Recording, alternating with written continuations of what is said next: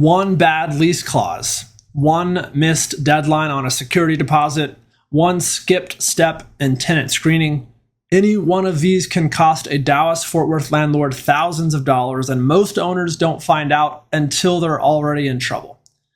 I'm Michael with Darling Property Management, and today we're walking through 6 mistakes we see DIY landlords make across DFW, Dallas, Fort Worth, and every suburb in between. If you're managing your own rental, this video will show you exactly where the risk is hiding. Mistake number 1 starts before a tenant ever moves in, and that's the lease itself. A lot of DFW landlords use a generic template they found online. It covers the basics: rent, dates, deposit, and stops there. Here's the problem. Texas law leaves a lot of the details up to whatever's written in the lease. Landlord entry, for example. Texas doesn't actually require a set notice period before you enter a property. The standard that holds up is whatever you put in writing, which is typically 24 hours for anything that isn't an emergency. If that's not in your lease, you don't have a standard. You have a disagreement waiting to happen. The same goes for early termination, maintenance responsibilities, and what happens if a tenant breaks the lease. A strong lease spells out all of it before there's a problem, not after. Mistake number 2, screening differently from one applicant to the next. Maybe you waive the income requirement for someone with a great reference. Maybe you skip the background check because the applicant seemed nice on the phone. We get it. It feels like flexibility. Under fair housing law, however, that is a liability. Every applicant has to be measured against the same criteria, every time, with no exceptions based on a feeling. The fix isn't complicated. Write down your screening standards, income, credit, rental history, and apply it the same way to every applicant who walks through the door. Document the reason behind every decision.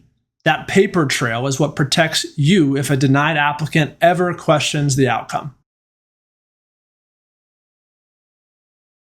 Mistake number 3 is the one with the steepest price tag: mishandling a security deposit. Texas Property Code Section 92 spells out the penalty. If a landlord withholds a deposit in bad faith, they can owe the tenant $100 plus 3 times the amount wrongfully withheld plus the tenant's attorney's fees. That's not a typo, 3 times. And the rule is simple. Return the deposit or send an itemized list of deductions 30 days after move-out. If you miss that window without a valid reason, and Texas law presumes you acted in bad faith, the burden shifts to you to prove otherwise. Normal wear and tear doesn't count as damage either. A few nail holes and some worn carpet from years of living there aren't deductions. They're just part of renting out a house.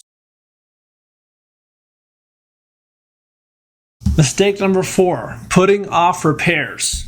A slow drain or a flickering light feels minor, so it just sits on the list.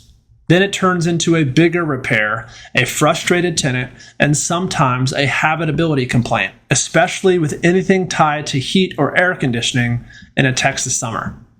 Deferred maintenance is also one of the fastest ways to lose a good tenant. The renters who take care of a property want to know their landlord will do the same. When the response time slips, so does the relationship. Mistake number 5, not documenting anything. No move-in photos, no written record of maintenance requests, no paper trail on a late rent conversation. If a dispute ever comes up, and eventually one will, the landlord with thorough records win, and the landlord without them is stuck taking someone's word for it. Move in and move out photos, time-stamped, are the single easiest habit that prevents most arguments later. Finally, mistake number 6, fair housing blind spots. This one is less about bad intentions and more about not knowing where the lines are. listing language that references who a property is perfect for, questions about a family size during an application, assumptions made about a disability-related request. All of it can create exposure, even when no one meant any harm. The safest approach is the simplest one. Keep listings focused on the property. Apply your screening criteria the same way to everyone. And when in doubt, ask before you act instead of guessing.